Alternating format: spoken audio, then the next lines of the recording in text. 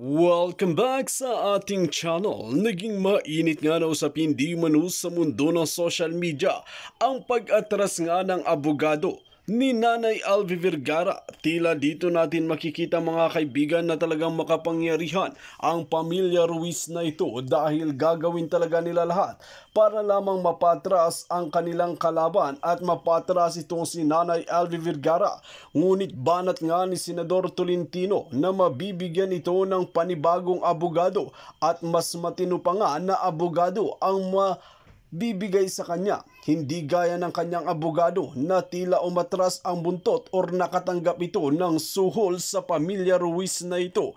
Dahil makikita natin mga kaibigan na talagang maraming ang abogado ang pamilya Ruiz na ito at handang pabagsakin si Nanay Alvi Vergara. Ngunit hinatulan na nga ito ng ating matitinong abogado, lalong-lalo na si Senador Raffy Tulfo, Jinggoy Estrada, na talagang hindi nga nila bibitawan ang kaso ni Nanay Alvi Vergara hanggat hindi nga makukuha ang tamang hustisya sa pagmamaltrato nila sa kanya. Dito natin makikita mga kaibigan na pinakita na ang basag na mga bungo at talagang na-dislocate nga ang mga ilong neto at sasabihin ng pamilya Ruiz na ito na kagagawa nito ni Nanay Alvi Vergara. Meron ba talagang tanga na tao na gagawin ito sa kanyang sarili? Dito nga natin makikita na bumaliktad na nga rin ang kapitan na to at titistigo laban sa pamilya Ruiz na ito dahil tatakbo pa ito bilang kapitan sa susunod na halalan. Dito nga natin makikita mga kaibigan na naglalaglagan na rin ang magkakakampi na ito dahil makikita natin na dehado pa rin si Franz Ruiz sa kaso ni Nanay Alvi Vergara. Well mga kaibigan, para nga sa karagdagang impormasyon, panoorin nga natin ang buong video. At kung bago ka pa lamang sa aking channel, huwag kalimutan i-click ang subscribe button at notification bell para lagi kang updated sa ating mga bagong video. At para sa sulit viewers natin dyan, maraming salamat sa walang sawang pagsuporta. Tolentino nagtaka eh. Bakit biglang umatras si attorney? Ikaw naman attorney, grabe ka naman. Ang bilis mo naman matakot. Natakot ba talaga siya or hindi natin alam, di ba? Ano sa palagay niyo guys? Natakot ba talaga si attorney o baka mas malaki ang bigay? O di ba? Hindi natin alam. Kasi si LV wala namang pera eh, may pera pa si LV. Oh. Ngayon siya magkakapera kasi 1 million na yung pera niya, guys. Alam ko 1 million na yung pera ni Ate LV, no? Si LV Vergara. Mamaya po pag-usapan po natin yan kasi tumaas na po yung pera niya, guys eh. Pero itong abogado po ni LV, guys, biglang umurong ang yagbos. Bakit? Ano sa palagay niyo mga kaibigan? Kayo nang bahalang humusga, ha? Kung ano natin dito kay attorney Gambol. Ibang-iba pa naman yung pangalan niya, Attorney Gambol. Parang mahilig mag-gamble to Natakot siya. Bakit siya natakot? Di ba dapat ang matakot yung biktima?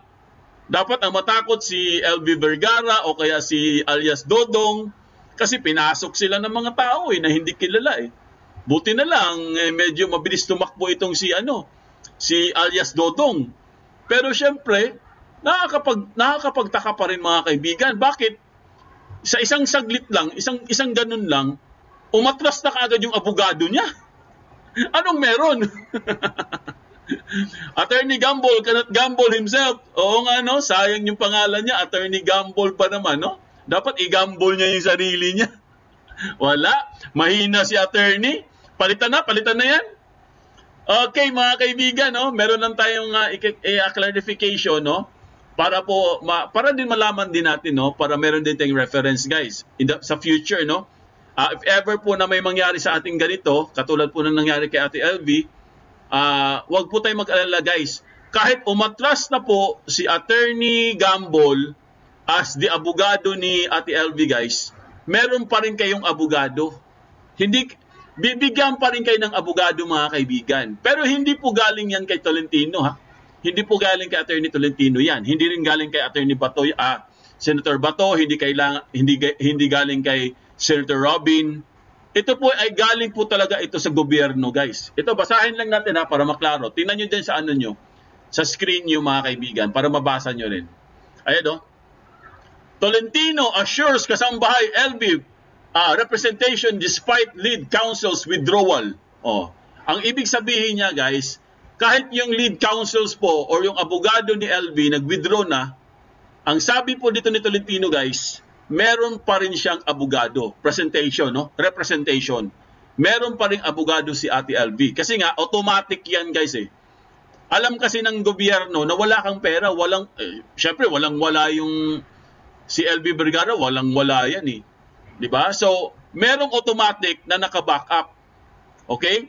So, ang nakalagay dito guys, Senator Francis Tolentino assured that kasambahay LV Vergara will have the proper legal representation despite withdrawal of lead counsel attorney Jovito Gambol in the case against employers France and Jerry Ruiz. Ibig sabihin, tuloy pa rin ang kaso doon sa kanyang employer na si France at si Jerry Ruiz. Walang atrasan, tuloy-tuloy ang kaso hanggang sila ay maano sa kulungan, no? Mahimas rehas. So wala pong aatras dito mga kaibigan. Kung umatras man yung abogado ni LV, bahala siya sa buhay niya. Di ba? Pero ang kampo po ni LV guys, hindi po aatras. In fact, meron na naman silang bagong testigong nakuha. At itong bagong testigo ay talagang sinecure na po ni attorney or ni Senator Attorney Tolentino. Na-secure na yung bagong testigo. Hindi pa lang niya sinabi kung saan galing yun. Kasi nga, nung sinabi nila si alias Dodong guys, di ba? Balak pa nilang ipatumba? Balak nilang patahimikin nung isang gabi? Di ba? So kaya ito guys, sikreto na talaga. Okay? Ituloy lang natin yung pagbabasa para meron lang tayong reference. Ang sabi dito, mayroon naman po tayo yung Philippine Legal Justice Center or the PLJC. Ito yung sinasabi ko sa inyo mga kaibigan. Itong Philippine Legal Justice Center. Yan ang mga abogado diyan guys ay talagang pangmasa para sa mga pobre nating mga kababayan. Kahit sino guys, pwede kayo pumunta dyan. Bibigyan talaga kayo ng bibigyan ng kaso. Bibigyan talaga kayo ng abogado. Hindi na po, wala na pong dalawang isip yan mga kaibigan. Lalo na, itong kaso ni itong mga amo ni LV, itong sila Franz Ruiz, meron kasi tayong kasambahay law. Yung kasambahay law mga kaibigan, napakabigat pala ng parusa niyan. Sobrang bigat po ang parusa mga kaibigan. So, kahit anong mangyari guys, tuloy ang kaso, tuloy ang laban. Ito, sa atin po, natin pong na-assign na ang mag-collaborate po. Kaya may abogado po si Manang LV Vergara. Ayon po yan kay Senator Tolentino, may abogado pa siya. Said in his interview in the WPM Radio 630 on Thursday. Ang sabi dito, the Senate Committee on Justice and Human Rights chairperson likewise assured the protection of LV. Protection of LV mga kaibigan. Protektado po siya guys. Meron ka ng abogado, protektado ka pa. Kasi nga yung kaso niya guys ang kaso ni kasambahay ang tindi. 'Di ba hinahabol siya ng mga hinahabol siya. Kasi nga imagine niyo guys, nakapag-hearing na 3 beses. Nakapag-hearing na sa Congress, nakapag-hearing pa sa Senado. Pero ang ginawa ng mga suspect, hinahabol pa rin si LV. Hinahabol pa rin yung testigo. Hindi man lang sila natakot. Kasi nag-hearing na eh. 'Di ba dapat pag nag-hearing na sa Senate, matatakot ka na, matatakot na yung mga kung sino man yung nagplano niyan na ipatumba sila. Pero hindi sila natakot mga kaibigan. Ganun na po katindi ang mga masasamang elemento guys sa panahon ngayon. Wala na silang takot. Kasi kung nakapag-hearing na guys, ang unang-unang impression mo dyan, kailangan behave ka na. Kasi galing ka na sa Senado eh. Di ba? Siyempre, behave ka na niyan. Kung ikaw yung amo, medyo mag-isip-isip ka na, di ba? Siyempre, kailangan mong maging maging mabait or mabait ka dun kay LV. Kasi nga, siyempre, Alam na ng mga taong mga ano mo yung ginagawa mo eh. Pero bakit?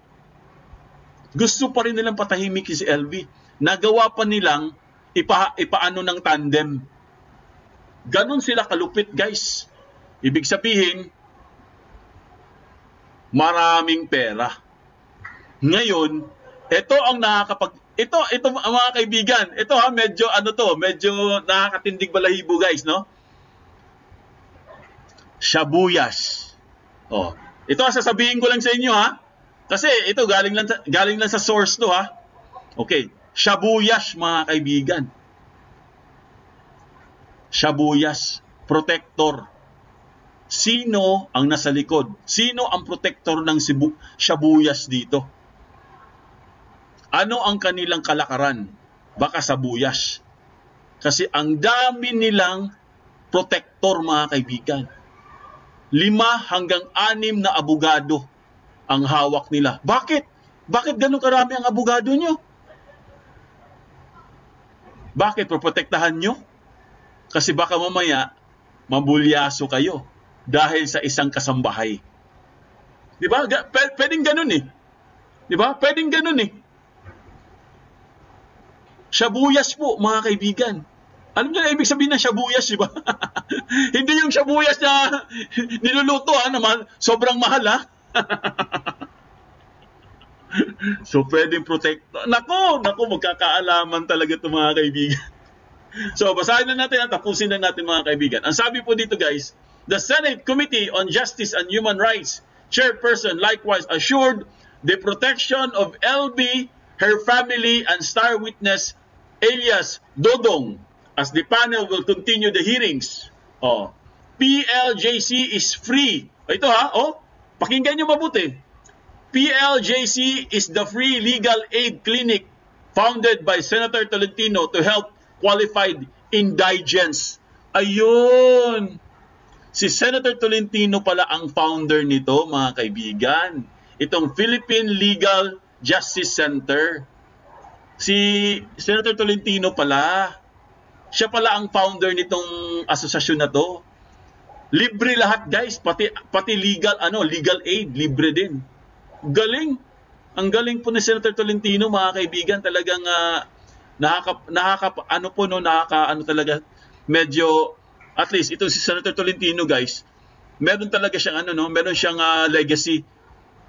Oo, kudos, no? Palakpakan po natin si Senator Tolentino, mga kaibigan. At least, guys, kahit hindi lang po tayo umaasa sa PAO. Meron din kasi tayong PAO, guys, headed by Attorney Acosta, di ba? Alam nyo naman yan, yung Attorney's Office, no? Public Attorney's Office. So, ito pong PLJC, guys, ito po'y galing kay Senator Tolentino. Oh, ayan na. Libre na lahat. So, tuloy ang laban. So, wag po tayong matakot, o wag po tayong manghinayang, o wag po tayong mawalan ng pag-asa. Dahil itong hustisya po para kay Aling LV, guys, ay talagang matutupad ito, no? Asahan lang natin yan. Basta antayin lang natin, guys. Kasi ang pinaka-importante dito, mga kaibigan, yung susunod na hearing para magkakaalaman na. Herminia Gonzaga, nabayaran yan. Naku, malamang. Malamang nabayaran Bakit siya umatras? Bakit siya natakot? Ang bilis naman niyang matakot. Ha? Bakit? Naman ni attorney, napakaduwag. May pagmamalasakit si Senator Tolentino sa mga mahihirap na katulad ko. Yes, Susan Aviles, I agree. Mga katulad natin. Ayan. Myrna Ganya, magkakaroon po na baulin ng pandinig ukol sa kaso ni Aling LV. Madalain niyon sana ang mga masasamang mag-asawa na yan. Oo, meron po, Myrna Ganya. Next week po, Martes or Webes. Abangan nyo po yan. Magbibigay po akong updates araw-araw para malaman nyo po yung hearing. Kasi kami din, nag-aantay din kami sa hearing Kasi ang delikado dito, mga kaibigan, pag pinapatagal yung hearing, baka mamaya, itong mga mag-asawa na to biglang maglaho. Baka hindi na natin mahanap. Good afternoon, Foodie. Ayan, si Jolina Masicampo. Ayan. Mega love shoutout, Herminia Gonzaga. Ito na po, tuloy na po natin, mga kaibigan, ang ating topic ngayong hapon. Okay, i-play na po natin guys ha. Wait lang mga kaibigan.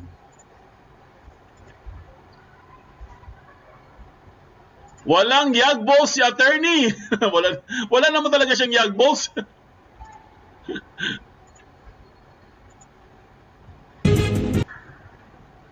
Ang yagballs ni attorney guys, umakyat, nawala. Umakyat dito, nawala.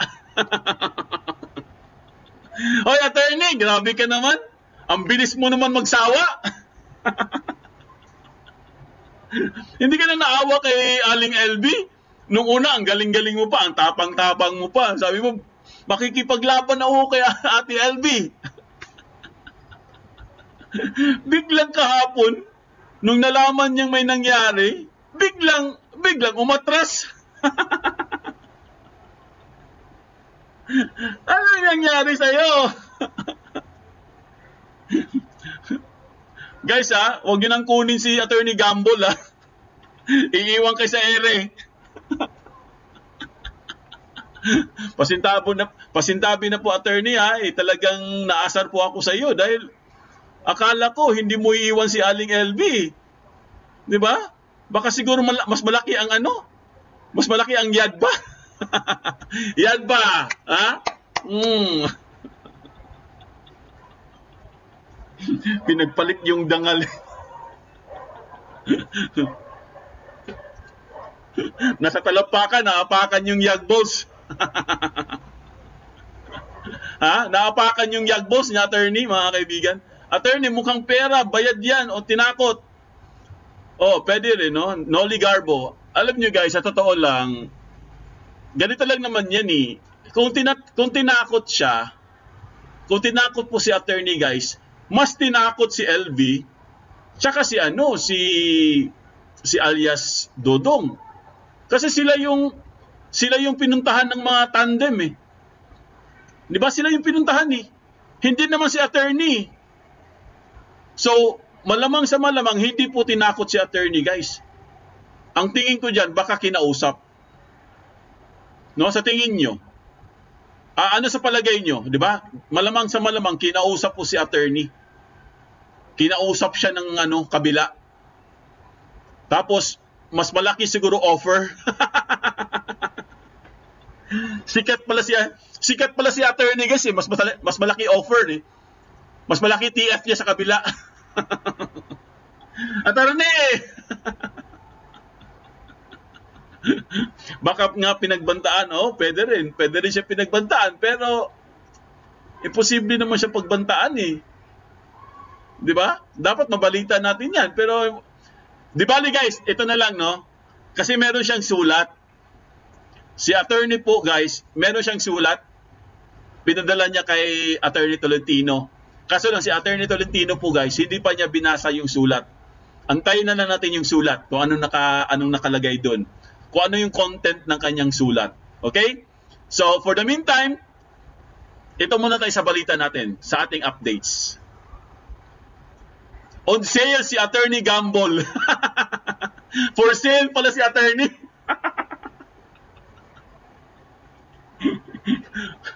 Ay, di ko sinabi yan. Sabi ni ni Susan Abeles, sabi niya on sale daw si Attorney Gamble.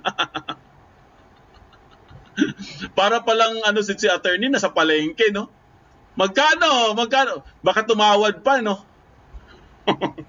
Baka nagkatawaran pa. Ito na, panoorin natin, guys.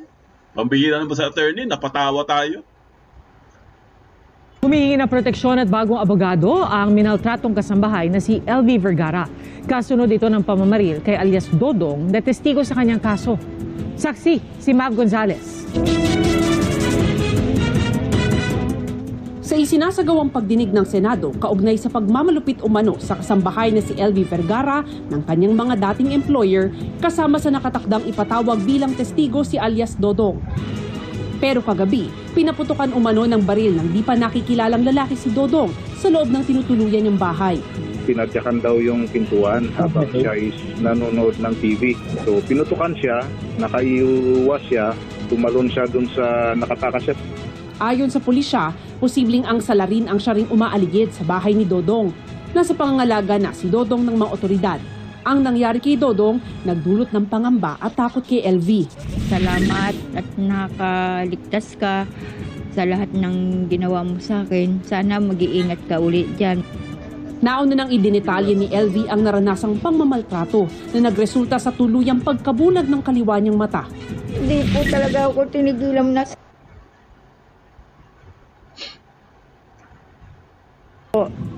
noong 2020. Tapos po nung tupong mata ko, ganun din po.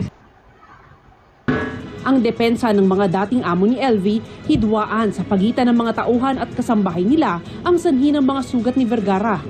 Pinagharap ko po silang dalawa, bakit mukha ko sinuntok ang ate LV? Sabi niya po, paano ate, ginamit niya lahat ng gamit ko. Pag uwi ko dito, lahat ng damit ko ginawa niyang basahan. Pinapasok niya rin ako sa kwarto. Tinadyakan ko pa nga yan nung pinasok ako sa kwarto. Hili ngayon ni LV sa mga senador, proteksyon at bagong abogado. Dahil po ang sabi ng attorney ko, magbibitiw na daw po siya. O hinihiling ko kay Senador Tolentino at kay Jinggoy na bigyan ako ng bagong abogado. Sabi ni Tolentino, sinusubukan nilang ipasok si LV sa Witness Protection Program. Kay Manang LV ay meron tayong paikot-ikot na security.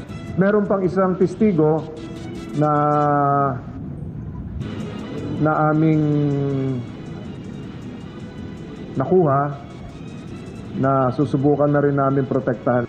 Ayun, bagong testigo mga kaibigan, nakuha nila. At sinusubukan nilang protektahan. Yan ang sinasabi ko sa inyo guys. Sino kaya itong bagong testigo? Sa susunod na hearing guys, itong testigo na to malalaman natin. Pati si alias Dodong lalanta din yung guys, no? Pupunta din sa hearing. So malamang dalawa na po ang testigo guys. Itong bago tsaka yung si alias Dodong. Ngayon mga kaibigan, ang sinabi po dito ng amo guys, ang explanation po niya mga kaibigan, hindi daw siya sinakta ng amo. Away daw yun. Mahilig daw siya mga away sa mga kasamahan niya. Kaya daw parang nagkaroon ng rumble, parang ganun. Pero, ang itong sinasabi nila guys na bagong testigo mga kaibigan, yun ang magpapatunay. Ito namang si alias Dodong mga kaibigan, kitang-kita niya po sa kanyang dalawang mata kung paano ang ginawa nila kay LV. Kaya itong mga itong di umano yung mga suspect ay talagang pilit nilang ipatumba, patahimikin itong si alias Dodong. Buti na lang, itong bagong testigo guys ay talagang na-secure na kaagad. So hindi na nila magagalaw yun. So magkakaalaman yan. Nako! May magpapasko sa kulungan, mga kaibigan. Ito ha, take note guys ha. Ang Kasambahay Law po, grabe po ang kanyang parusa. Sobrang grabe ang parusa guys. Grabe ang kanyang sentensya. Alam nyo naman di ba kung anong sentensya niya? Sinabi na po ni Senator Jinggoy Estrada. No, yun po yung sentensya niya. Sa pagdapatunayan talaga yan, at talagang makulong yan, wala na. Habang buhay po guys. Hindi na sila makakalabas. Either yung lalaki or yung babae or yung dalawa. Silang dalawa mag-asawa.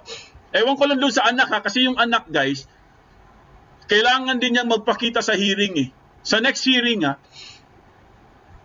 kasi gusto nilang i-warrant yung anak eh, yung 18-year-old na anak. Gusto nilang i-warrant, no? So, abangan din natin yan, guys. Kaya nga ang sabi kaya nga minamadali nila eh.